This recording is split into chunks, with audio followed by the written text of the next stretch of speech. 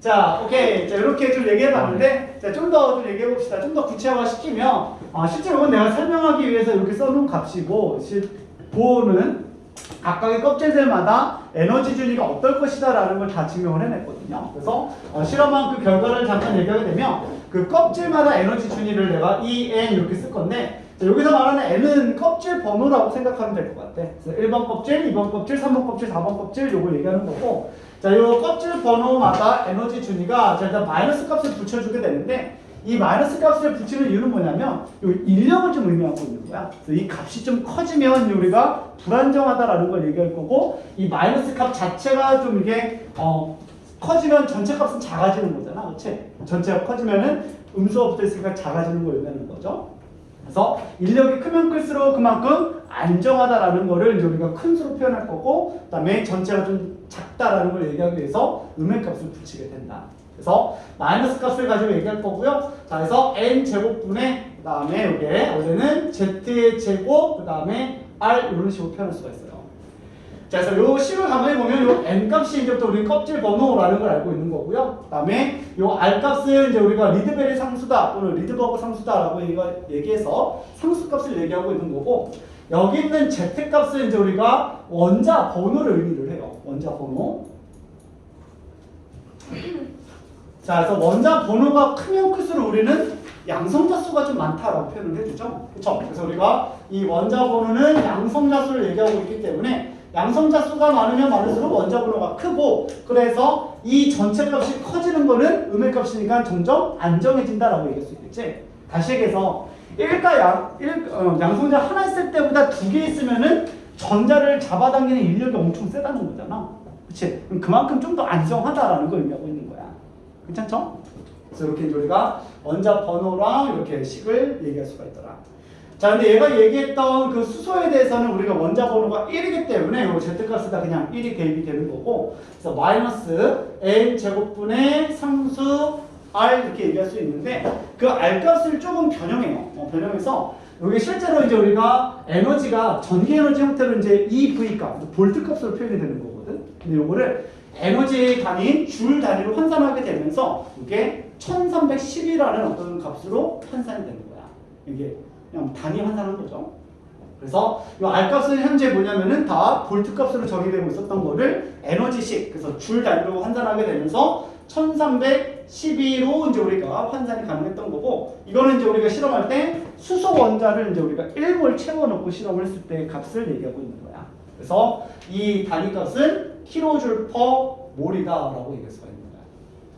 수소 원자 1몰에 대해서 킬로줄 단위로 환산했을 때 R값은 1312를 나타내더라. 이렇게 얘기를 해줘요. 그래서 자, K 껍질부터 보면요. 자, K 껍질은 이 껍질 번호가 1번이고요. 자, 1번에 대해서 에너지 준위가 여기다가 1을 대입하는 거니까 그냥 마이너스 1312다 이렇게 얘기할 수가 있겠지. 그렇죠? 자, 근데 이거 좀 귀찮으니까 그냥 마이너스 R이라고 쓸게요. 마이너스 R. 자, 이렇게 쓸 거고요. 이 정도 에너지 준위를 가지고 있고 가장 안정한 상태다라고 얘기할 수가 있는 거야. 자, 그리고 L 껍질로 넘어가면 N이 이제 2번으로 가는 거라서, 자, 얘는 2의 제곱분의 1로 들어간다는 거죠.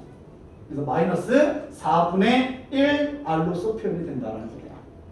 그치? 자, 그리고 M 껍질로 넘어가면, 자, N이 이제부터 3이 되는 거고, 3일 때는 마이너스 9분의 1 R로 이제부터 바뀌게 되겠죠. 그죠? 16분의 1 이렇게 쭉 내려가기 시작을 하겠지. 그치? 자, 그러다가 만약에 우리가 무한대 껍질이 있다고 가정을 하면, 그쵸? 그래서 이 무한대 껍질까지 넘어가게 되면, 자, 이제부터 n이 무한대라는 소리야. 그쵸? 자, 그러면 이제부터 마이너스 n 제곱분의 r을 얘기하고 있었는데, 요 n에다가 무한대를 집어넣게 되면 요 값이 어디에 수렴하니? 분모가 연락 커져. 0에 가까워지는 거야. 뭐 나이스야, 나이스는. 그래서 요 분모 값이 매우 커지게 되면 전체 값은 0에 수렴한다라고 얘기할 수가 있겠죠. 그래서 에너지 준위가 0kJ 이렇게 나오게 되는 거야. 자, 그래서 수소 원자에 대해서야. 자, 수소 원자에 대해서는 이제 마이너스 R부터 어떤 0 사이 값에 대해서 이제 불연속된 어떤 껍질들, 에너지 껍질들이 존재하고 있다라는 걸 의미하고 있는 거고, 자, 가장 안정할 때는 마이너스 R의 에너지 준위를 가지고 원동하고 있다가 에너지를 딱 가했을 때 얘가 정확하게 먹을 수 있는 어떤 에너지 형태는 요 차이 값이다라는 걸 알 수가 있는 거죠.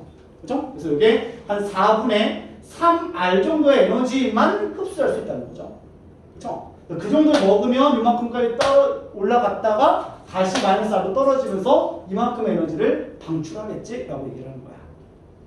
괜찮죠? 자, 또는 이것도 가능해요. 자, 마이너스 R을 한 번에 9분의 8R을 먹을 수도 있겠지. 그치? 얘는 한 번에 어떻게 된 거야? 한 방에 세 번째 껍질까지 이렇게 전자 전이가 일어났다가 연락 불안정해 이러면서 다시 떨어진다는 거죠.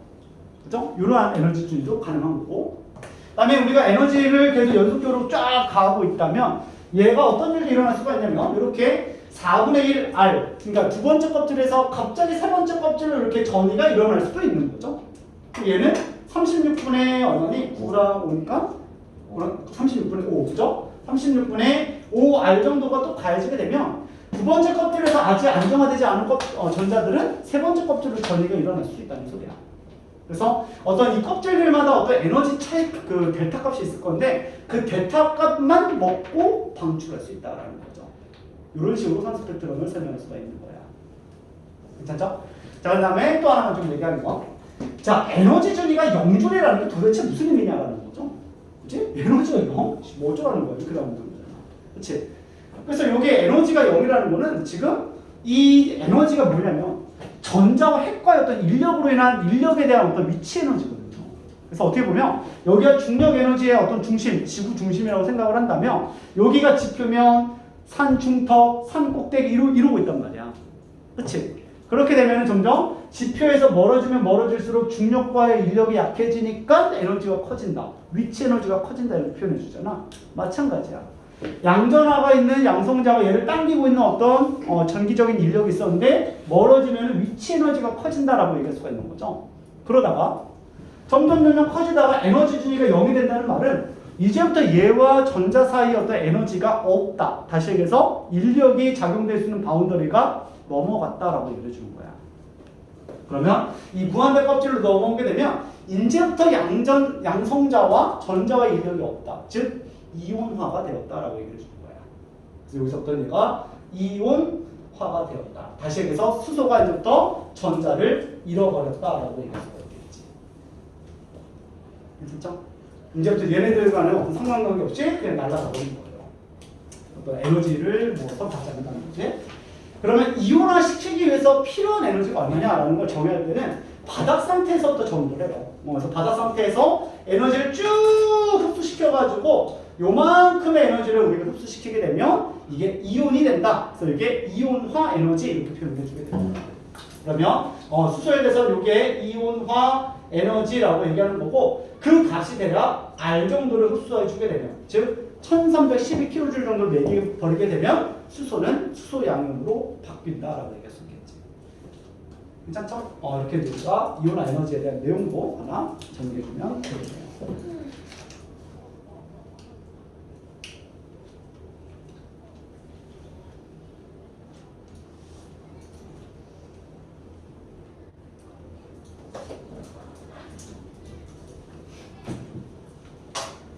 어려워요. 재밌지 근데? 아니야? 네. 힘들어요. 이해가 한 번 더 해보면 안 돼요? 또 이제 시작했는데? 아 힘들어요. 아, 쉬질 않고 동화나 만지고 놀고 있었으니. 수업 시간에 쉬고 쉬는 시간 노는 거예요. 또 쉬는 시간 맞겠죠? 왜냐면 저희 물리에서 쉬는 시간. 저희 오늘 시험 없다면 시험 없는 거 원래 시험 쉬는 동안 좀 쉬면 안 될까요? 아니지 그때 수업을 하려고 안 보는 거지 이 자식이. 근데 그러면 20분에서 10분 쉬고 10분 수업하고 어때? 아니야 그래서 내가 너네 쉬는 시간을 거의 15분 줬어. 아니에요. 10분. 아니에요 10분. 아니. 내가 정확히 55분에 나갔거든 10분에 들어왔어. 아니에요. 뭐야 또 15분 지났으니까 15분 더 쉬는 시간. 아. 그거 좀. 이제 몇 프로 했어요? 한 20분? 28%. 28%. 한그 정도 했다. 오 역시 위대하셨어요. 30% 왔다 갔다 하고 있어요. 이제 다음 물어볼 때 56% 되겠죠? 그럼요. 네. 그럼 단번에 112%. 뭐 지금 바로 물어보진 않겠지 뭐. 지금 몇 프로 했어요? 156%요. 왔다 갔다 해요. 네. 지금 지금 한 61% 됐네? 지금 지금이야. 지금 18%. 왜 떨어졌어요? 그걸 갑자기 이렇게 돼. 아, 자, 그래서 껍질마다 진짜 에너지 준위를 나타낼 수 있기 때문에 진짜 정확하게 얼마를 먹고 얼마를 방출하는 게 이제부터 계산이 좀 가능하죠. 그렇죠? 그래서 자, 요거를 진짜 그래프로 한번 표현을 해보자는 거야. 그래서 여기를 에너지 준위라고 얘기를 한번 해볼 거고, 그다음에 요 x축은 뭐 그냥 어떤 그 물리량을 주진 않을 거고, 그냥 1번 껍질에 대한 어떤 에너지 준위 요것도 좀 얘기를 해보자. 자, 그래서 여기를 K 껍질이라고 얘기합시다. 그래서 M이 1인 K 껍질이다라고 보게 되면 요때 에너지 준위는 우리가 마이너스 R이다라는 걸 알 수가 있는 거야. 그치? 마이너스 R부터 시작을 해가지고 최종점이 어디라는 거야? 최종점이 이제 우리가 여기 0인 지점이다라고 얘기할 수가 있겠지. 그쵸? 여기가 이제부터 껍질 번호는 이제부터 무한대로 이제부터 뻗어나가는 지점이고, 에너지는 이제부터 여기가 0이다라는 걸 알 수가 있는 거야. 요 사이에서 지금 어떤 에너지가 불연속화되어 있다는 거지. 자, 그러면 자, 전체 R에 대한 어떤 그 간격 중에서 두 번째 껍질이 지금 마이너스 1R인데, 4분의 1R인데, 이 마이너스 4분의 1R을 우리가 여기 표현을 해주게 되면 0에서부터 이제부터 떨어지기 시작하는 거잖아. 그치? 그러면은 1대 3으로 떨어져야 된다는 거지. 그치? 그래서 두 번째 껍질에 대한 에너지 준위는 이런 식으로 그려질 수가 있는 거야. 그쵸? 그래서 이게 M이 이제부터 2일 때 얘기하고 있는 거고, 그죠? 여기서는 이제 우리가 마이너스 4분의 1R이 된다라고 얘기할 수가 있겠죠. 그래서 여기 1대 3으로 떨어지고 있어야 되는 거야. 그치? 그래서 1번 껍질과 2번 껍질의 어떤 에너지 밴드 갭이 굉장히 좀 높다라는 것도 알 수가 있는 거죠. 다시 얘기하면, 자, 어떤 전자가 무한대 껍질에 있다고 가정합시다. 그쵸? 그래서 무한대 껍질에서 2번으로 떨어질 때 방출되는 에너지보다는 2번에서 1번 떨어질 때 방출하는 에너지가 3배 크다는 것도 우리가 알 수가 있다는 거야. 그치? 이렇게 그림을 그리면 이제 감딱 오는 건데, 실제로 여러분들한테 보기 내용에서 어떤 식으로 문제를 물어보냐면, 니은 이렇게 한 다음에 수소 원자 모델에서 모양에서 전자 껍질이 무한대에서 2번으로 떨어질 때 방출하는 에너지가 2번에서 1번으로 떨어지는 에너지보다 훨씬 크다, 이런 식으로 물어봐요. 그러면 이제 그냥 글로서 이렇게 딱 표현해내면 오씨 무한데 엄청 많이 떨어지겠네, 이런 생각이 든다는 거죠. 근데 실제로 우리가 계산값을 해보면은 무한대에서 2번 떨어질 때 방출되는 에너지보다는 2에서 1로 떨어지는 게 3배 크다는 걸 알 수가 있는 거야. 그렇죠? 그래서 요거를 좀 잘 표현한 그림이 뭐냐면, 화이트학 교재 160쪽을 보면은 어떤 계단 형태 모양을 좀 그려놓은 게 있거든요. 그렇죠? 그 계단을 보면은, 자, 1번 계단과 2번 계단 넘어갈 때 그 턱이 굉장히 높다는 걸 알 수가 있는 거야. 그치? 그래서 우리가 그냥 직관적으로 무한대에서 2번 이렇게 따라가는 게 아니라 실제 계산해가지고 그 에너지의 크기를 반드시 비교를 해줘야 되는 거야. 알겠죠? 오케이. 자, 그 다음에 이제 3번으로 떨어지면, 이제 3번 에너지 준위는 뭐 이런 식으로 얘기할 수가 있을 거고, 마이너스 뭐 9분의 1R 이렇게 될 거고, 4번 껍질, 5번 껍질, 이런 식으로 가는 거야. 그래서 실제로 여러분들이 계산하게 되면, 가면 갈수록 이제부터 껍질 간의 어떤 에너지 밴드 갭이 좁아지는 것도 계산이 좀 가능하다라는 거죠. 그죠? 이런 식으로 이제 우리가 껍질 밴드 갭을 얘기할 수 있더라. 이런 거 계산하는 거 분명히 나와요? 비교하라고는 나오니까 비교하려면 어쨌든 계산을 해줘야 되는 거죠. 뭐 계산은 뭐 그냥 구문 수학이지 뭐, 그치? 뭐 구문 수학 아니야? 9분의 1에서 4분의 1을 빼세요. 뭐 누가 못해요, 그죠? 그만 수업 되게 어려워요. 그래? 그래야 될지 궁금하고. 오늘 인정 테스트 봤는데 정제는 아직 구멍 L 단계 하고 있어요.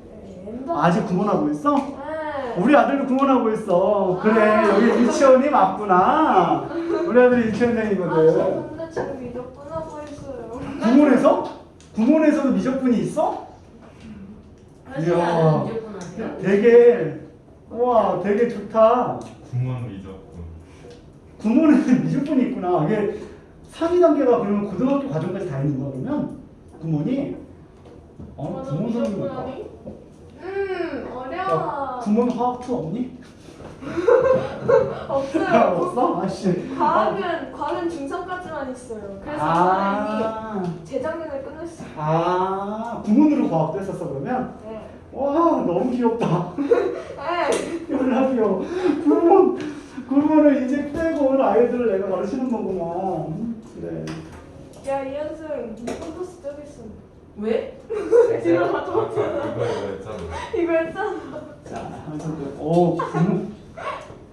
우리 아들 구멍 끝까지 가볼까 봐. 자, 아 그래도 이렇게. 공부는 안 하고 눈높이는 했어요. 나는 눈높이 했어. 나는 눈높이 했어. 눈높이 써. 1단계 시험 봤을 때 통과하면 200만 원 줘요. 오, 아 근데 구몬 선생님도 그러면은 그 상위 레벨을 가르칠 때는 그 강사 채용 기준이 좀 센가? 근데 우리 집에 오시는 구몬 선생님은 우리 아들이 아직 6살인가 그런지 몰라도 그냥 아주머니도 3일을 아니 6살.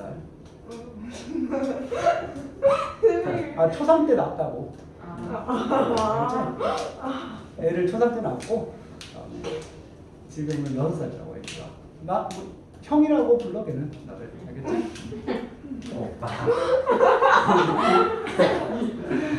어쨌든 그 아주머니는 그냥 주머니. 아 선생님 선생님 이렇게 미적분을 이렇게 잘할 것 같진 않으셨는데 원식 아, 공부하잖아. 그냥 엄마 느낌이 나. 그래가지고 인식공격. 인식공격이 아니라 안될것 같은데. 아니야. 선생님 그러면 그 6살 애 앞에서 화학 가르쳐요? 나? 네. 우리는 아이스크림 튀김의 원리에 대해서 서로 대화를 해요. 네. 우리 아들은 그 홈플러스에 있는 문화센터에서 과학 실험을 하고 있거든. 그래서 어제 하고 온 게 보일의 법칙과 샤를의 법칙을 하고 왔어. 오, 빠르네요. 너무 어려운 하시는 거. 6살이요? 그다음에 6살이요. 물리에서 하고 있는 그 부력의 원리를 가지고 와. 그 데카르트의 잠수부 원리를 뭐 하고 왔어. 와. 이거 누르면 있잖아, 아들아.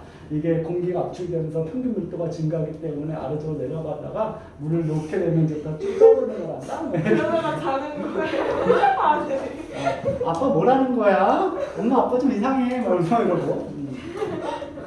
생각을 해봐. 액체 물은 입자 사이 거리 가까우니까 압축이 안 되잖아. 근데 공기는 빈 공간이 많기 때문에 압축이 많이 되잖아. 그럼 갑자기 아들 뭐 레고 하면서 뭐 이제 뭐 요구르트 먹고 있어요. 들어 그러면서 이제 그러니까 유체는 비압축성이기 때문에 얘를 내가 압력을 가하면 얘네들이 수축할 수 있는 공간이 기체 공간이잖아. 듣고 있어? 막 이러면 이제 아들이 울어. 끝났나요? 그냥 와이프랑 옛날에 데이트할 때도 그 뭐야 버블티 이런 거 먹어 그치? 이럴 때마다 불길혼한 물 맛있다 상의 경계가 있네 막 이러면서 선생님 그 대학이었어요. 대학까지 갔었는데. 엄청난 영재. 그러니까 아홉 근데 18살 되기 전에 아니 그러니까 초 3학년 9살 때 아홉 살. 9살. 초등학교인가?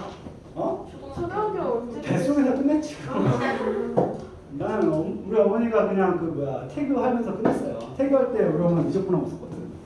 듣고 나왔어요. 아 그래 다 배웠어 엄마 이러고 나왔죠. 그러면은 9년 동안 대학 입시한 거예요?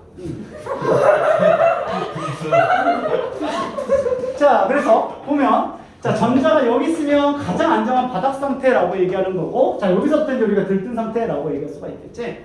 자, 일단 에너지 먹어라 딱 매겨주게 되면 얘가 이렇게 2번 껍질로 전유했다가 어머나 불안정해 떨어져야지. 또는 좀 더 세게 가면 3번으로 쭉 들떴다가 어머나 불안정해 안정해져야지. 4번 껍질로도 왔다리 갔다리 할 수 있는 어떤 전자 이동이 있을 거고요. 자, 이렇게 무한대로 왔다리 갔다리 하는 거는 이온화 에너지다라고 얘기했었거든요. 그렇죠? 그래서 자, 이렇게 1번 껍질과 왔다 갔다 하는 이 빛의 계열을 이제 우리는 라이먼 계열이다라고 표현을 해줘요. 그래서 이거는 우리는 라이먼 계열 이렇게 얘기해주고. 자, 그래서 라이먼 계열 같은 경우에는 이게 1번으로 떨어지는 어떤 빛 파장들을 우리가 묶어서 얘기하는 거기 때문에 가장 좀 큰 에너지가 좀 떨어지고 있다라고 생각할 수가 있겠지. 그치? 그래서 여기는 우리는 라이먼 계열에서는 어떤 파장들이 좀 떨어지게 되냐면 자외선 영역이 좀 떨어지게 돼요. 빛이 방출될 때 자외선 영역이 떨어지게 된다. 영역이 방출된다라고 보시면 돼요. 이렇게 자외선 영역이 방출된다. 자, 근데 간혹 가다가 이렇게 2번 껍질에서 계속 에너지가 가해지다 보니까 여기서부터 2번에서 3번으로 왔다 갔다 하는 애도 있을 거고, 또는 2번에서 4번이 왔다 갔다, 그 다음에 2번에서 5번이 왔다 갔다 하는 빛의 계열도 있겠지. 2번에서 왔다 갔다 하고 있으면 우리는 발머 계열이다라고 얘기를 해줘요. 발머 계열. 그 관찰한 어떤 과학자의 이름을 따주는 거야. 발머. 자, 이 발머 계열 같은 경우는 딱 봐도 자 방출하는 어떤 에너지 형태가 라이머보다 좀 작다라는 걸 알 수가 있겠지. 그래서 얘네들은 가시광선 영역이 떨어지게 됩니다. 가시광선 영역. 여기가 이제 또 방출되는 영역이다.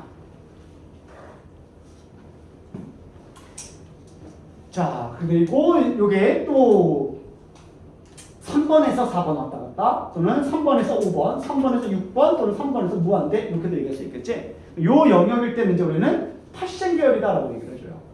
파셴 계열. 파생이에요, 파생이. 파셴. 그죠?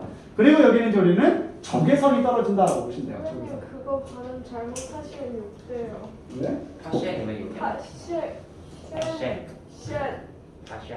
아, 그런 거 생각하면 너가 더 이상한 거야. 파시.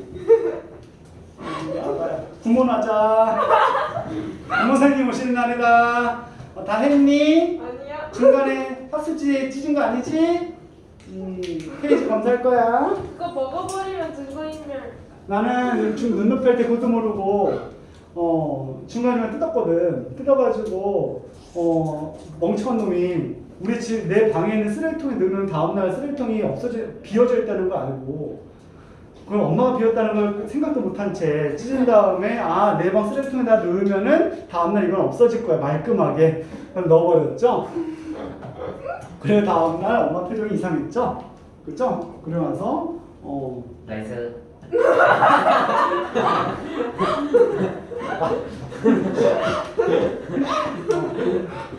저는 그랬어요. 자 이렇게 우리가 영역을 좀 기억하면 되겠고 자 이 영역은 현재 수능에서 빠졌는데 옛날 화학원에서는 좀 나와 있었던 내용이고 그 다음에 올림피아드에서 물어봐요. 그렇기 때문에 좀 기억은 하고 있자. 오케이 자 이렇게 좀 얘기할 수 있는데 자 이 중에서 이제 문제 좀 나오는 형태가 뭐냐면 요 발머 계열이 제일 많이 나와요. 발머 계열이 가장 많이 나오게 되고 자 이 수소 원자에 대해서 이 발머 계열을 우리가 분광시켜주면 그죠? 가시광선이 분광된 건데 아까 전에 스펙트럼 얘기하면서 잠깐 얘기했지만 자 656 나노미터 즉 빨간색 영역에서 하나가 나온다고 얘기했었고 그 다음에 여기서 486 그 다음에 434, 410 이렇게 떨어진다고 얘기했던 거야. 그치? 파란색 역할. 그래서 4개의 선이 이제 나타난다는 건데 자 그러면 이쪽에 이제 656 나노미터라는 거는 지금 파장이 좀 긴 쪽이다라는 걸 얘기하고 있는 거고 자 그 다음에 여기가 410 이렇게 얘기해주게 되면 파장이 좀 짧은 쪽을 얘기하고 있는 거야. 왼쪽과 오른쪽이 어디가 에너지가 큰 거니? 왼쪽. 왼쪽이 큰 거죠. 그렇지? 그래서 이쪽으로 가면 갈수록 이제 우리가 에너지가 지금 커진 상태다라고 얘기할 수 있는 건데 자 이게 지금 가시광선 발머 계열이기 때문에 전자가 전이 됐다가 어디로 떨어지는 거야? 몇 번 껍질로? 2번. 2번 껍질로 떨어질 때만 얘기하고 있는 거란 말이야. 그렇지? 그러면 가장 에너지가 작은 이 656 나노미터는 몇 번 껍질에서 떨어진 걸 얘기하는 걸까? 어디에서 어디? 2번이 최종 목적지고 3에서 2번을 얘기하고 있는 거야. 나이스.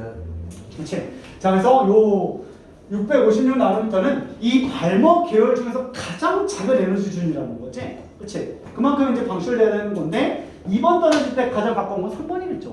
그렇지? 3번에서 2번 떨어진 영역이 이렇게 빨간색으로 딱 찍힌다는 소리예요. 그렇죠? 자 그러면 왜 416부터 안 해요? 라고 얘기할 수 있는데 자 416은요. 자 이게 2번 떨어질 때 3에서 2, 4에서 2, 5에서 2, 6에서 2인데 7번에서 2번으로 떨어지는 것들 잘 관찰이 안 돼요. 그 전에 이미 다 1번으로 떨어지거든. 그렇기 때문에 발머 계열에서 이게 가끔 나올 때가 있는데 이게 나온다 하더라도 관찰이 거의 안 된다고 보시면 돼요. 그래서 이게 나타날 때도 있고 안 나타날 때도 있고 막 이러기 때문에 실제로 그냥 그 전에 1번으로 다 떨어진다고 보면 되는 거야. 또는 파셴으로 넘어가 버린다는 거지. 그래가지고 실제 이 안쪽에는 요 선은 우리가 명확하지 않기 때문에 가장 에너지 준위가 낮은 3에서 2번에서 떨어진 거 먼저 정하고 들어가는 거야. 그래서 그 두 번째 있는 녀석은 4에서 2번으로 떨어졌다라고 얘기해 주는 거고 그리고 나서 5번에서 2번으로 떨어지고 있었고 그 다음에 발머 계열에서는 우리가 6번에서 2번 떨어진 게 최종적으로 가장 큰 에너지 준이고 그 이유에 대해서는 우리가 얘기하지 않는다는 거죠. 그 다음부터는 거의 그냥 라이먼으로 넘어가게 돼요. 그래서 좀 더 큰 에너지 순위로 빠져버리게 된다는 거지. 그치? 그래서 이렇게 3에서 2, 4에서 2, 5에서 2, 6에서 2 이렇게 이제 우리가 결정해주면 되겠다. 몇 프로 했어요? 응? 몇 프로 했어요? 몰라요? 56%. 56%? 자, 그래서 요 내용 한번 문제 풀어볼 건데, 자, 168쪽 잠깐 보자. 168쪽. 끝난 거예요? 자, 3번이랑 5번을 같이 풀 건데, 자, 3번은 나랑 같이 해보고 5번을 한번 너네가 풀어볼 거예요. 자, 3번. 개념 한번 정리하자. 자, 보호의 수소 원자 모형에 대한 설명을 오른쪽으로 한번 골라보자 라고 나와 있는데, 기억. 자, 전자껍질의 에너지 준위는 불연속적이다. 맞다, 틀리다? 맞다. 맞다. 그치? 불연속 에너지 준위를 갖고 있다는 거지? 그래서 기억은 맞았고. 이해는 갈까요? 자, 전자는 특정한 에너지 준위의 궤도를 원운동한다. 그쵸? 이것도 맞는 내용인 거지? 그래서 전자 껍질을 얘가 얘기하고 있었고. 다음에 디귿. 자, 전자가 가장 낮은 에너지 상태에 있을 때 가장 안정하며 이를 바닥 상태라고 한다. 그렇죠? 기억니은 디귿이 다 맞았고. 그럼 리을은 아니고. 그럼 니 아니겠지. 자, 불연속적인 상수 스펙트럼은 전자의 궤도가 원형뿐만 아니라 타원형 등 다양한 모양의 궤도가 존재함을 의미한다? 아니야. 아니라는 거죠. 그렇지? 그래서 궤도 모양을 얘기하는 게 아니다. 나이스. 기억니은 디귿이 정답이고요. 자, 5번을 한번 이 내용 가지고 한번 풀어봅시다.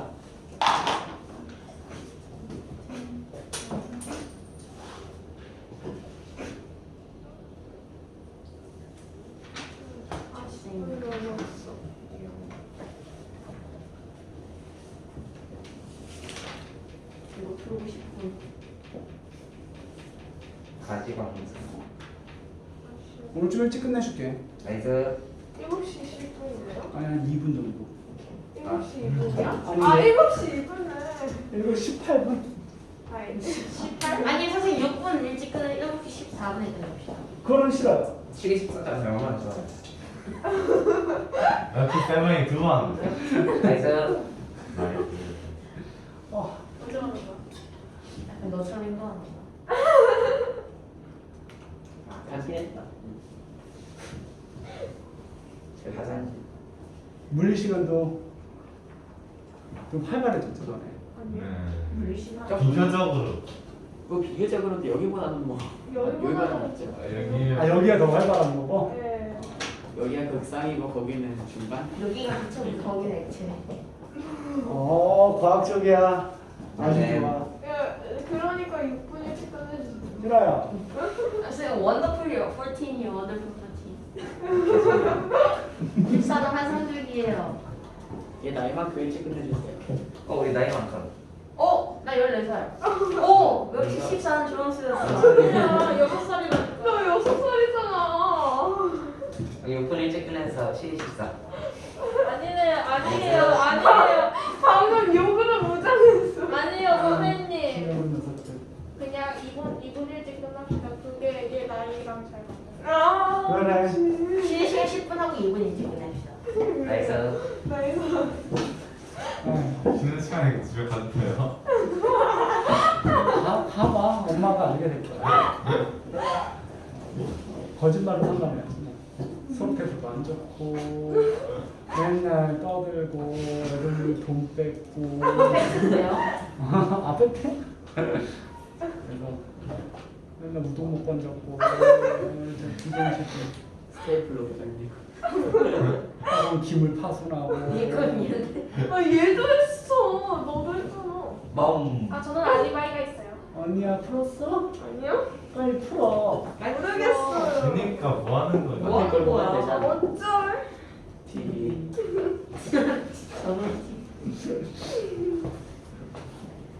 냉장고 사야지.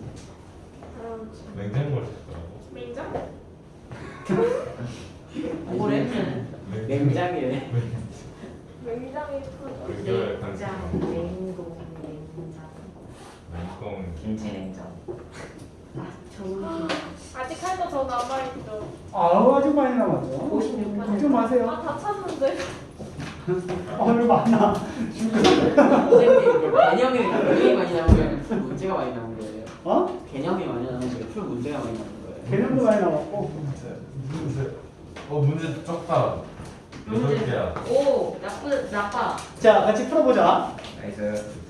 자, 5번. 자, 수소 원자의 에너지 준이랑 전자 전이 A, B, C, D가 있는 건데, 자, A, B, C, D는 그래서 그 에너지 차이를 얘기하고 있을 거야. 델타 이값들, 그치? 자, 그래서 E1과 E5 중에서 바닥 상태 에너지 준이 해당되는 거는 E1이고, 그치? 그다음 소문자 A에서 D 중에서 방출하는 빛 파장이 가장 짧은 건 B.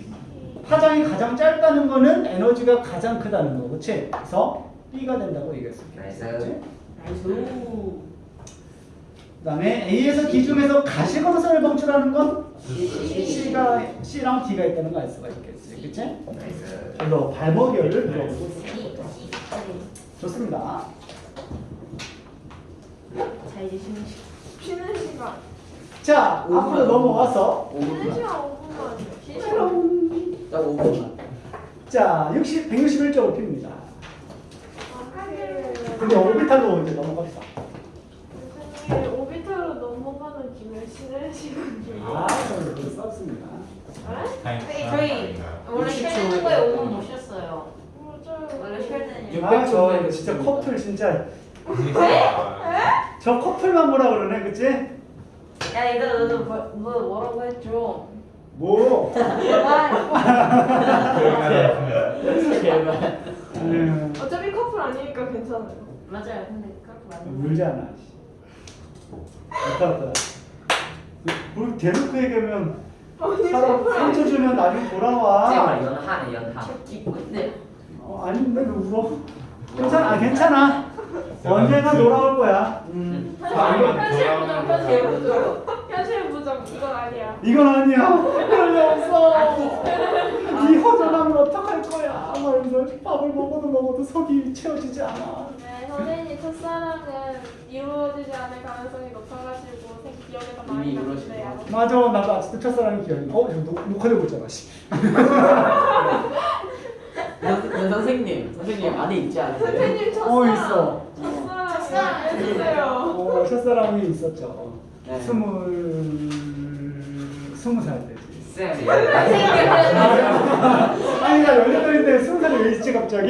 전생인가? 20살 때. 네. 저 대학생 기억을 가지고 태어나셨군요. 선생님 대학생 때 첫사랑이 있었어요? 뭐 그전에 선생님 대학생 때그 버블티 드셨다면서요. 대학생은요. 성이 변기가 있다. 1학년부터 4학년까지 있어요. 버블티를 내가 1년부터 4년까지 먹지 않았겠지? 너무 네. 항상 공부 열심히 해야 돼, 알겠지? 네. 공부 열심히 해서 우리 서연이보다 잘해야 돼. 제가 더 잘할 건데요. 그래? 그러면 이미 잘해요. 제가 저. 어쩌라고. 그럼 자격지심 쩔어서 안 되는데? 싸우게 이런 거 아니야? 그래, 니가 공부 안 써서 좋겠다. 맨날 싸우는 거 아니야? 원래 남자애들이 알량한 자존심이 있어가지고. 맞아요. 그거 알아? 내 여자친구가 서울대 다니고 있는데 내가 막 고구려 대학교 다닌다. 사귈 수 있을 것 같아, 없을 것 같아? 못 사겨. 이게 그 여자 입장에서는 괜찮다. 나는 남자 학벌 안 본다 이렇게 얘기를 해줘도 그냥 난 사람만 본다 이렇게 해도 남자가 그걸 못 견뎌 하더라고. 그래서 딱 사귀고 나면은 어쨌든 걔가 같이 활동하는 그 인간관계는 다 서울대이고 나는 고구려대학교 막 이러고 있어. 고려대가 아니라 고구려대학교 알겠죠? 없는 가상의 학교 알겠지?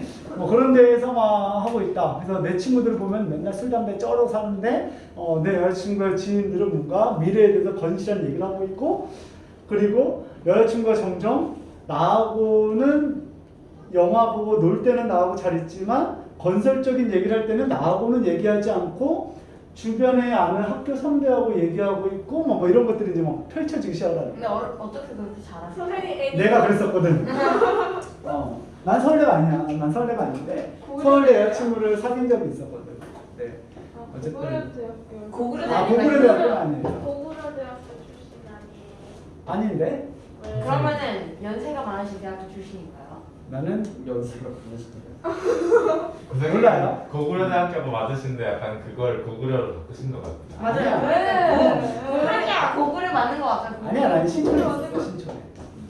아, 그럼 연세 그래서 연세 많으시. 딱 했는데 그럼 연세잖아요 그냥. 근데 연세 많은 어쨌든 서울의 연세 많은 여자잖아요. 연세잖아요. 나는 연세 많은 서울대 여자친구를 만났을 때 자격지심이 생기더라고.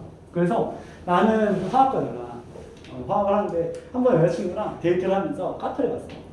카페를 가가지고 이제 시험 준비를 하는 건데 이제 나는 중이에요.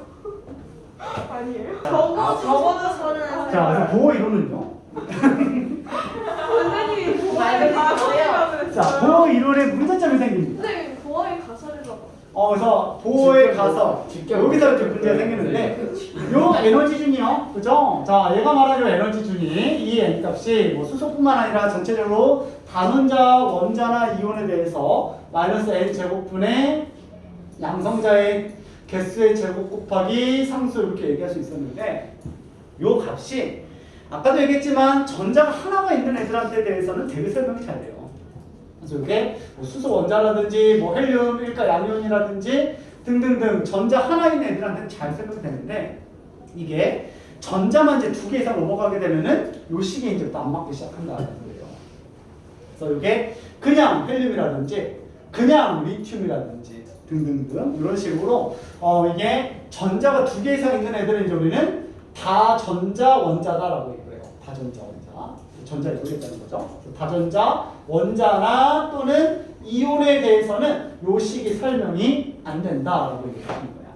그래서 얘는 어디가 한계점이었냐면은 원자가 딱 하나 있는 애들. 그래서 요 원자가 딱 하나 있는 애들은 이제 우리는 단전자 원자다라고 얘기를 해요. 단전자 원자 또는 이온. 얘네들에 대해서 설명이 되고 있는데 이 전자가 2개 이상 넘어가면 설명이 안 된다라는 거야. 자, 그래서 이게 왜 안 되냐면 이런 의미야.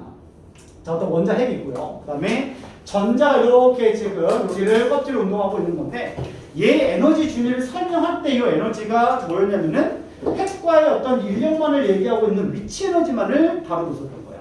다시 얘기해서 포텐셜 에너지에 대해서만 얘기를 하고 있었고 얘는 지금 인력이 커지면 커질수록 그만큼 이게 안정화된다라고 얘기했었어요. 이거 목화 중이에요?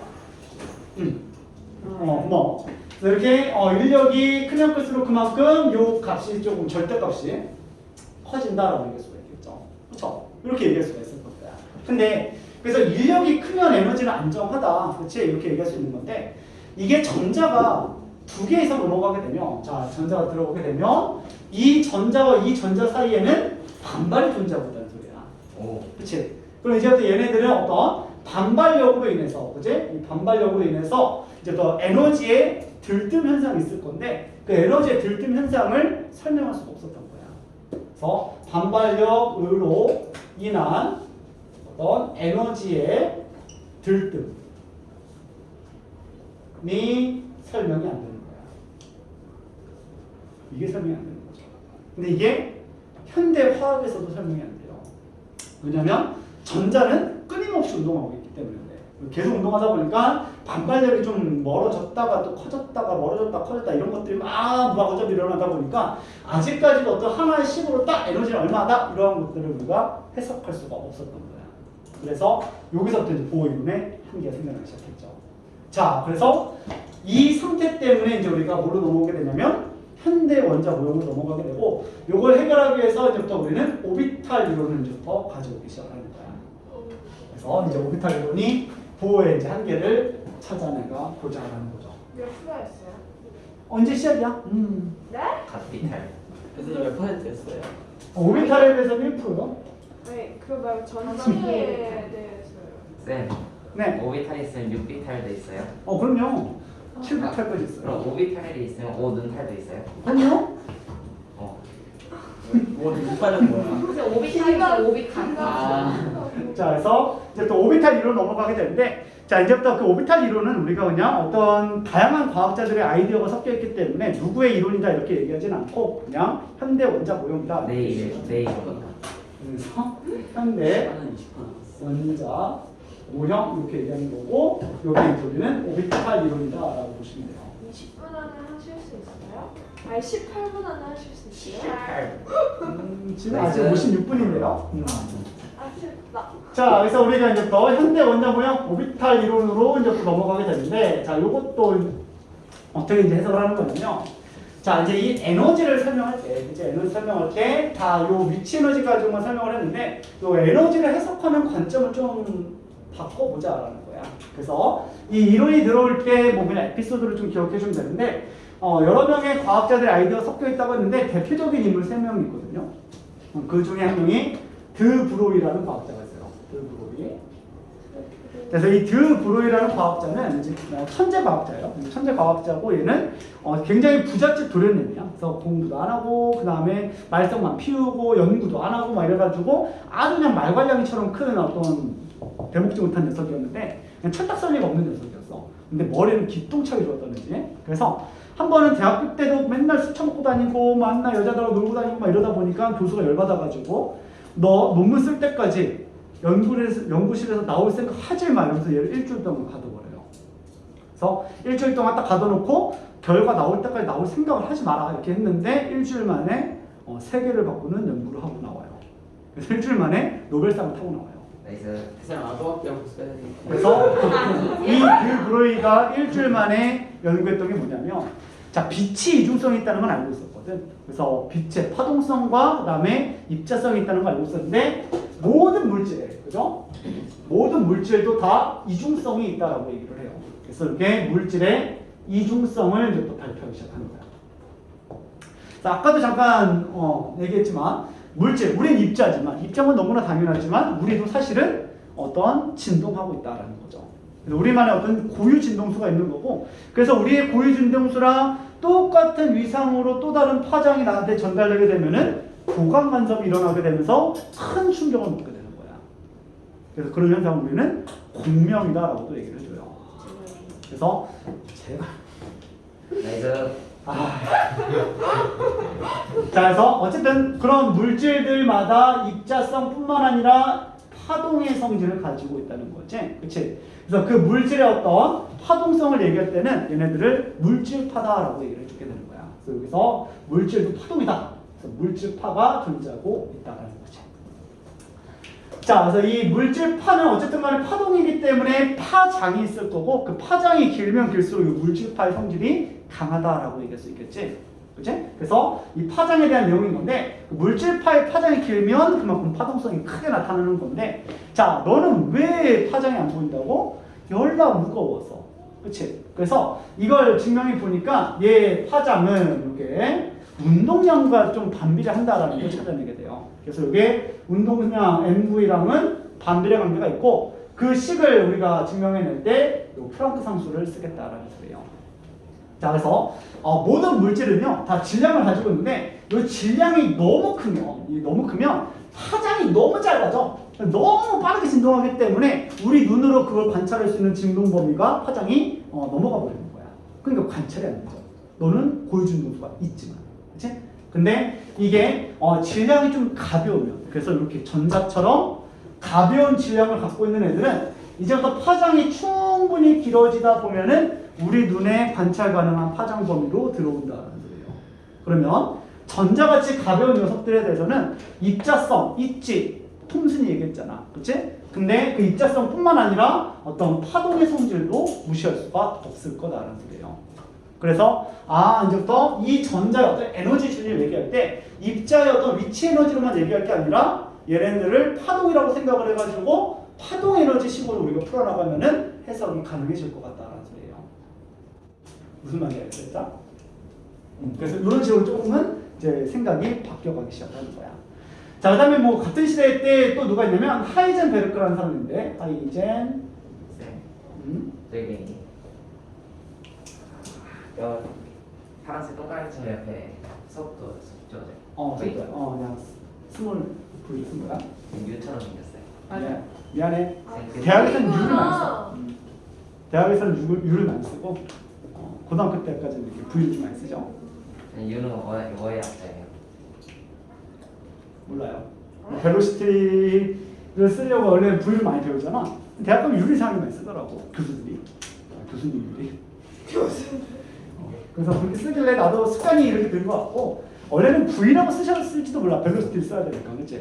근데 내가 볼 때는 화학하는 사람들은 이 라지 V랑 좀 구분하는 게 좀 많이 쓰는 것 같아요. 우리 볼륨을 좀 많이 쓰잖아. 부피, 그렇지? 그것 때문에 좀 이렇게 좀 바꿔 쓰는 것 같아요.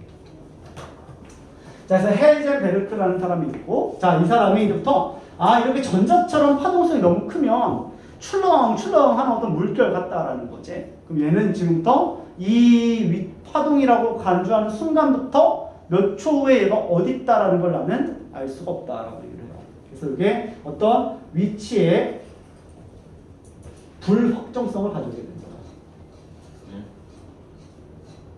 위치의 불확정성. 자, 그래서 내가 입자라면, 자, 이제 거시세계 사용된 입자라면은 내가 이렇게 등속도로 운동하고 있다고 했을 때, 내가 몇 초 후에 어디 있을 거다. 이런 것들을 실제로 중학생들도 내가 등속 운동을 이렇게 하고 있다면은 몇 초 후에 얘 위치가 어디다라는 거를 다 예측할 수가 있다는 거지. 그치? 근데 이게 물결처럼 파동이 출렁출렁 퍼져나가는 어떤 파동성의 성질을 가지고 있다면, 얘가 몇 초 후에 어디 있다라는 걸 나는 알 수가 없다는 소리예요. 그래서 이게 하이젠베르크의 어떤 위치의 불확정성 이렇게 얘기를 해주고 있는 거야. 자, 그래서 결론은 뭐냐면 전자는 파동성이 너무 강해서 어디 있는지 모른다라는 게 결론이에요. 이렇게 돼서 자, 이 결론을 가지고 이 전자의 파동성에 대한 연구를 쫙 해나가는데 다양한 과학자들이 얘네들에 대한 그 파동 함수를 쫙 이제부터 수식적으로 증명해 나가기 시작하는데 그 중에서도 가장 현대에 잘 맞는 어떤 파동 방정식이 슈레딩거 이론이다라고 얘기를 해줘요. 그래서 세 번째로는 이제 우리가 슈레딩거의 고양이가 아니라 나올 줄 알았어, 그렇지? 슈레딩거에 지금 더 파동 함수가 있는 거야. 파동 함수, 파동 방정식. 슈레딩거. 딩거. 고양이 아니에요? 맞아, 고양이. 딩거. 고양이가 이런 연구를 하고 있었어요. 아까지 봐봐요. 슈레딩거 고양이에요. 레이저 슈레딩거에 슈레딩거 고양이. 슈레딩거의 파동 방정식. 알겠죠? 딩거. 그래서 얘는 이제부터 전자들을 가지고 실제로 지금부터 파동성을 부여한 어떤 방정식을 딱 만들어낸 건데 이 파동 방정식을 이제 우리가 수학적인 해를 구할 수가 있겠죠. 그래서 여기서부터 어떤 수학적인 해를 딱 구하게 되면 뭐 중등과정, 고등과정에서는 x는 얼마다 이렇게 딱 점수 떨어지겠지만 실제로 이러한 어떤 파동 방정식의 해를 풀게 되면은 이게 함수 형태로 구해지게 돼요. 그래서 수학적인 해가 파동 함수로 이제 또 해석이 되는 거야. 그래서 이 파동 함수를 이제 우리는 싸이 함수다라고 해가지고 이런 식으로 삼지창으로 쓰게 되는데 이 파동 함수를 우리는 다른 말로 저게 닭발 아니에요? 아이씨 분량이 아니라 그러지? 삼지창 알겠니? 그래서 싸이 함수라고 얘기하는 거고 이 파동 함수를 이제 우리는 오비탈 이렇게 얘기를 해줘요. 그래서 이제 전자의 어떤 파동성을 부여한 어떤 함수다라고 보시면 되겠죠. 그렇죠? 자, 그래서 이렇게 들어가게 되면 자 이제 접근을 이렇게 들어갑니다. 자, 얘가 이제 이런 식으로 얘기를 하는 거야. 자, 이제 먼저 핵의 중심에 있을 거고, 어쨌든 얘는 양전하를 띄고 있으니까 음전하를 띄고 있는 이 전자가 핵의 어떤 양전하를 느낄 수 있는 바운더리가 있다는 거죠. 전기장처럼. 그렇지? 그래서 어떤 전자가 딱 하나가 있습니다. 그 전자 한 개당. 이제 우리가 다 파동의 의미를 부여를 할 건데, 이 전자 하나에 대해서. 자, 핵의 인력을 느낄 수 있는 바운더리가 있을 거고, 중심에 이렇게 핵이 있는 거야. 그렇지? 그다음 요 중심을 사이로 전자가 이제부터 파동성을 가지고 기타 진동줄처럼 이렇게 정상파를 가지고 진동하고 있다는 소리예요. 그래서 이게 이제 어떤 전자 하나가 가진 어떤 파동성 이렇게 얘기할 수가 있겠지. 그렇지? 자, 그러면 요 파동성을 이 파동 함수를 이제 우리는 이렇게 싸이 함수다, 오비탈이다라고 얘기하는데 이 오비탈 자체만으로는 어떤 의미도 부여가 안 돼요. 그래서 요걸 가지고 의미를 한 2년 뒤에 보른이라는 과학자가 좀 부여하기 시작을 하는데 보름? 보름달이 아니라 이러한 이제 보른이라는 과학자가 요 핵을 중심으로 이 싸이 함수를 제곱하면 의미가 생긴다라고 얘기해요. 그래서 핵이 중심에 있고 이게 싸이라고 읽는다고요. 싸이 함수. Y가 아니구나. Y가 아니고 그거는 가수 시급 그만 스타일이고요. 알겠죠? 싸이 가지고 우리가 푸사이 이러지 않잖아. 그렇지? 싸이 함수. 키가 많이 쌀거. 사이먼 싸이월드. 사이월드. 강남 스타일. 아, 걔 킹받아. 선생님 문제는 킹 세종. 자, 그래서 요거를 제곱하면 의미가 생긴다는 거야. 그래서 제곱하면, 자, 여기는 배 부분 단 제곱부터 쭉 위로 올라가게 되니까, 요런 식의 어떤 그래프가 그려질 수 있다는 거죠. 그죠? 자, 여기 이제 우리는 싸이의 제곱함수가 되는 거고, 요거는 이제 또 의미가 있다라고 얘기를 해요. 자, 얘는, 이렇게 제곱을 하게 되면, 이제 이 전자가 3차원 공간 속에서 어디에 존재한다라는 걸 확률적인 밀도로 표현할 수 있다라고 얘기를 해주는 거야. 다시 얘기해서, 핵에서 가장 많은 전자 밀도가 존재할 수가 있는 거고, 핵에서 멀어지게 되면 점점 전자 밀도는 감소한다라는 걸 얘기할 수가 있다는 소리죠.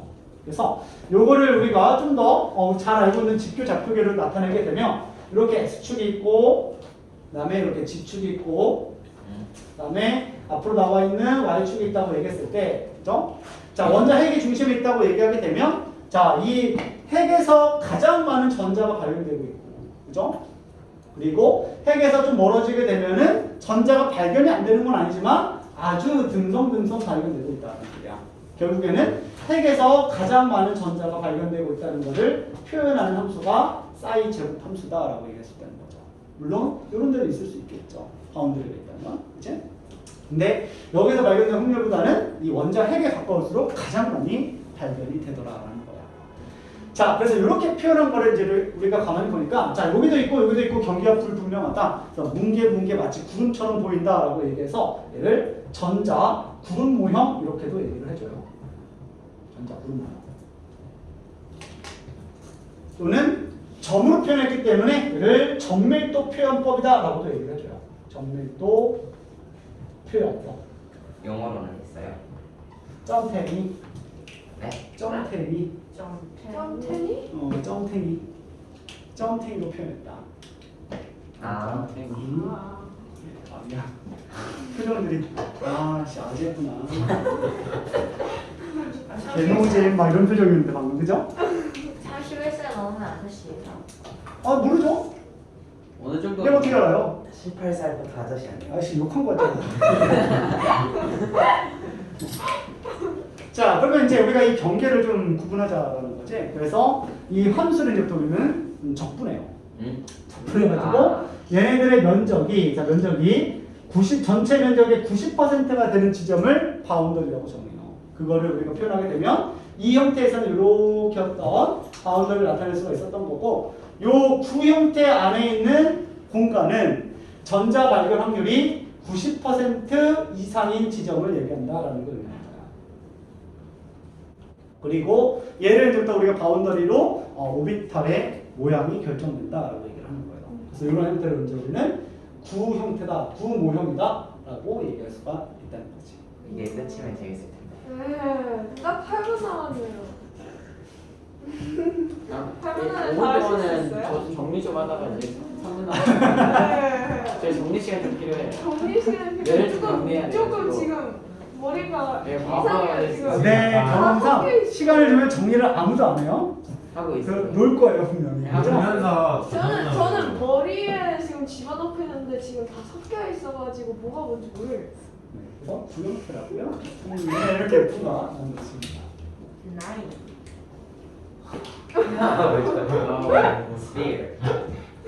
자, 이렇게 좀 정리한 다음에, 그리고 나서 이제 우리가 이 오비탈 이론은 이제 뭐 배경이 이렇다는 건데, 요걸 가지고 결국엔 최종 이론이기 때문에 보어의 이론도 당연히 설명이 돼야 되는 거고, 그치? 그래서 어떤 에너지의 양자화다라는 거를 화동함수를 가지고 설명할 수 있어야 되는 거고, 또 하나는 전자가 여러 개 있을 때 그 어떤 에너지 어떤 들등 이런 것들을 당연히 설명할 수 있어야 되는 거지. 그래서 첫 번째는 보어가 설명했던 거, 이 껍질 모형, 실제로 껍질이 있었던 건 아닌데 껍질 모형이 단전자 원자에서는 잘 맞고 있었잖아. 그럼 그런 것들을 우리가 이렇게 파동성을 부여했을 때는 어떻게 설명할 수 있을까? 그렇지? 그것부터 좀 정리하고, 그다음에 반발에 대한 어떤 들뜸 현상에 대한 내용은 다음 시간에 좀 할게요. 알겠죠? 선생님 연애 스토리 듣느라고. 자, 그래서 이러한 뭐 배경 지식을 가지고 좀 더 우리가 정리하게 되면, 자, 이제 수소 원자, 자, 보호도 수소 가지고 얘기했으니까, 그래도 전자가 딱 하나 들어가 있는 수소 원자에 대해서 오비탈 이론을 한번 풀어나가 보자라는 소리야. 그치? 자, 그래서 수소는 전자가 이제부터 몇 개 있고 이제 한 개 있다라는 거지. 그래서 이 전자 한 개가 가지는 파동성을 이렇게 생각할 수 있다는 거야. 그래서 전자가 두 개 있으면 이러한 파동 함수가 두 개 있다고 보시면 되는 거고, 전자 세 개 있으면 이러한 파동 함수가 세 개 있다라고 생각해 주면 되는 거야. 각각의 전자마다 이러한 또 파동 성질을 부여하고 있는 거죠. 괜찮죠? 자, 여기서 이제 우리가 기본 파동부터 들어갑시다. 자, 이렇게 핵의 인력이 발생될 수 있는 바운드를 정해놨고, 그 다음에 여기서부터 이렇게 출렁 이렇게 있는 거야. 그치? 요걸 이제 우리가 오비탈 이렇게 얘기할 수가 있는 거죠. 그치? 자, 요거 자체는 의미가 없고, 제곱하면 제곱함수 나오고, 정밀도 표현해가지고, 모양까지 잡아낼 수가 있다는 소리야. 그치? 자, 이렇게 얘기할 수 있는데. 자, 이 상태에서의 어떤 기본 파동의 에너지를 내가 E1 이렇게 얘기를 한번 해보겠다는 소리예요. 그죠? 자, 그럼 요게 지금 우리는 무슨 상태로 할 수 있냐면, 바닥 상태다라고 얘기할 수가 있는 거예요. 그죠? 자, 그리고 나서 이제부터 이 파동함수한테 내가 이제 뭐 하겠다는 거야? 에너지를 좀 흡수시키겠다는 거죠. 자, 이제 흡수하게 되면, 자, 이제 파동의 에너지가 증가한다는 말이 아까 전에 우리가 잠깐 얘기했지만 파장이 짧아진다. 진동수는 커진다라고 얘기할 수가 있는 거야. 그치? 그래서 이제부터 에너지를 흡수하게 되면 이제부터 얘네들이 파장이 좀 짧아지게 될 건데, 자, 어쨌든 얘네들의 핵의 바운더리가 있는 상태에서 기타출처럼 이런 정상파가 짧아질 때 얘네들의 파동이 완성이 돼야 된다는 거야. 다시 얘기해서 얘네가 이런 식으로 파장이 짧아지는 어떤 함수가 만들어질 수 있어야 되는 건데, 그래서 이상은 출렁 이렇게 될 수 있겠죠? 근데 만약에 이게 짧아질 때 이게 이런 식으로 짧아지게 되면 파동이 완성이 안 된다는 소리예요. 그래서 이러한 진동은 우리가 만들어낼 수가 없다는 거지. 그래서 파장이 짧아져도 이러한 파장을 만들어낼 수 없고, 정확하게 얘네들은 이러한 파장이 만들어질 수 있는 에너지만 흡수할 수 있겠지? 라고 얘기해 주는 거야. 그러면 여기가 이제 우리가 두 번째 에너지 준위가 되는 거고, 이제부터는 들뜬 상태가 되는 거죠. 그죠? 자, 그래서 이렇게 하게 되면, 자, 얘가 아무나 먹었던 게 아니라는 거지. 그래서 정확하게 요 델타 값, 델타 E 값만을 우리가 흡수할 수 있었다라는 소리예요. 파동이 완성이 돼야 된다는 거지. 그치? 그래서 여기서 좀 더 에너지를 가하게 되면, 자, 좀 더 에너지 가하게 되면, 자, 여기서 또 파장이 좀 짧아져야 되는 건데, 그때도 이제 파동이 좀 완성되게 짧아져야 된다는 거지. 그래서 이 파동이 이런 식으로 짧아질 수 있다는 소리야. 그죠? 그래서 이렇게 출렁 이렇게 짧아질 수 있는데, 짧아지더라도 파동이 완성되지 않는 어떤 에너지 준위는 가질 수 없다라는 거예요. 그래서 이게 세 번째 어떤 에너지 준위가 된다라고 얘기할 수 있고, 그러면 여기서도 이제 새로운 이제 델타 E를 흡수하고 있다라는 거죠. 자, 결국엔 뭐예요? 이 바닥 상태에서부터 얘네들이 정확하게 어떤 정해진 어떤 파동만 만들 수 있기 때문에 정해진 에너지 준위만 우리가 흡수할 수 있다라고 얘기할 수가 있다는 거야. 자, 그러면 요게 가만히 보니까 아까 부호가 얘기했었던 K 껍질 상태, L 껍질 상태, N 껍질 상태 같다라는 걸 이해할 수 있다는 거죠. 그죠? 그리고 이런 어떤 오비탈의 에너지를 좀 표현하기 위해서 이렇게 써놨던 이 숫자 있잖아요. 1, 2, 3 이렇게 써놓고 있는데, 요 1, 2, 3을 이제 우리는 껍질 번호라고는 얘기하지 않고 얘를 주양자수다라고 표현을 해줘요. 그래서 예를 들면 우리는 주양자수 N 이렇게 표현을 해주게 됩니다. 자, 그리고 이 N 값은 이제 우리가 어떻게 된다? N 값은 1부터 2, 3, 4 이런 식으로 이제 우리는 자연수로 표현되고 있다는 걸 알 수가 있는 거고, 이 주양자수 N 값이 이렇게 커지면 커질수록 우리는 오비탈의 에너지가 좀 커지고 있다는 걸 얘기해 주고 있다는 거죠. 그치? 여기서부터 에너지 준위가 증가하고 있다는 소리야. 즉, 이 주양자수는 이 오비탈의 뭘 결정하는 숫자다? 에너지를 결정하는 숫자다라고 얘기해 주는 거야. 그래서 이게 오비탈의 에너지를 결정하는 숫자다. 자, 그래서 이렇게 주양자수를 얘기했는데, 이런 주양자수뿐만 아니라 우리가 다음 시간부터는 이제 각 운동량 양자수, 부양자수랑 그다음에 뭐 자기양자수, 스핀양자수 이런 거 배우게 될 건데, 이렇게 오비탈을 어떤 설명하는 숫자를 우리는 그냥 양자수다라고 표현을 해줘요. 그 중에서 첫 번째가 주양자수라고 생각해주면 되고, 오비탈의 에너지를 결정하고 있다. 이 정도 하면은, 이 주양자수 1, 2, 3, 4가 마치 보호 이론에서는 껍질 번호랑 좀 같은 의미다라는 것도 알 수 있다는 거죠. 그렇죠? 그럼 일단 보호 이론은 설명이 가능한 거야. 자, 그리고 이제 우리가 반발에 대한 내용을 좀 설명할 때는 이 오비탈의 어떤 종류를 좀 설명을 해줘야 돼요. 오비탈의 어떤 모양이 좀 다르거든. 그래서 그 모양에 대한 설명을 얘기할 때는 이 파동 가지고 좀 설명할 수 있는데, 자, 봐봐. 아까 전에 이런 기본 파동을 내가 제곱해가지고 정밀도 표현했더니 구형태가 나왔거든요. 자, 그래서 이러한 형태를 우리는 오비탈의 모양이다라고 얘기하게 되는데, 이 모양의 형태를 우리는 이제 S 오비탈이다라고 얘기를 해줘요. 샤프다라고 해가지고 이제 S 오비탈 이렇게 얘기해주고, 자, 이 상태에서 좀 파장이 짧아지면, 그죠? 두 번째 에너지 준, 즉 주양자 수가 2인 파동으로 넘어가게 되면 파동이 이렇게 변해요. 그죠? 그러면 이렇게 보면 여기서 지금 진동하지 않는 부분이 핵에서 관찰되는 거 보이니 얘들아? 그죠? 자, 그럼 얘 같은 경우는 내가, 자, 이러한 파동은 내가 제곱을 해줘도 이렇게 지금 진동하지 않는 부분은 계속 0의 값을 나타내고 있을 거야. 그치? 그래서 얘를 내가 만약에 제곱한다고 한다면 이런 식으로 그려줄 수 있다는 거지. 이렇게. 그죠? 그리고 핵이 여기 있는 거야. 얘가 오비탈을 제곱했을 때다라는 거죠. 그쵸? 이러한 제곱함수를 나타낼 수 있고, 얘에 대해서 우리가 정밀도 표현법을 나타내 보니까 원자 핵에서는 전자가 발견되지 않았고, 핵에서 좀 멀어지니까 전자 밀도가 생겨나고 있다라는 거예요. 그죠? 이렇게 전자 밀도가 생겨나고 있는 거야. 자, 그래서 이렇게 전밀도 표현법만 쓰는 게 아니라 이제부터 경계를 딱 잡아주게 되면 이런 식의 어떤 경계를 잡고 우리가 오비탈의 모양을 나타낼 수 있는데, 전혀 인정하고 싶지 않지만 이 형태를 우리는 아령 모양이다라고 표현을 해줘요. 그래서 이렇게 아령 모형 이렇게 얘기해 주는 거고, 이 아령 모형의 형태를 우리는 P 오비탈이다라고 표현을 해주게 돼요. 누가 저 이름 적는 거예요? 네. 누가 저 이름 그러게요. 나도 인정학생인데. 그래서 이런 형태를 고등과학에서는 어떻게 그려주냐면 이런 형태로 많이 그려줘요. 이런 식으로 그려줘요. 색상 모양이라고 하지. 이거는 아령이 아니죠. 풍선 묶어놓은 것 같은데. 네. 어쨌든 간에 이게 P 오비탈 아령 모양이다라고 표현을 해요. 바이오에리크입니다. 그렇게 얘기를 해줘요. 자, 그럼 이제 우리가 에너지 준위가 얘들아 한 단계 증가하고 나서 보니까 오비탈의 종류가 좀 여러 개 있을 것 같다라는 거지. 그치? 그거에 따라서 이제 우리는 에너지 준위가 달라질 수 있는 거야. 그래서 요거에 대한 이제 내용을 다음 시간에 좀 자세히 합시다. 와. 74.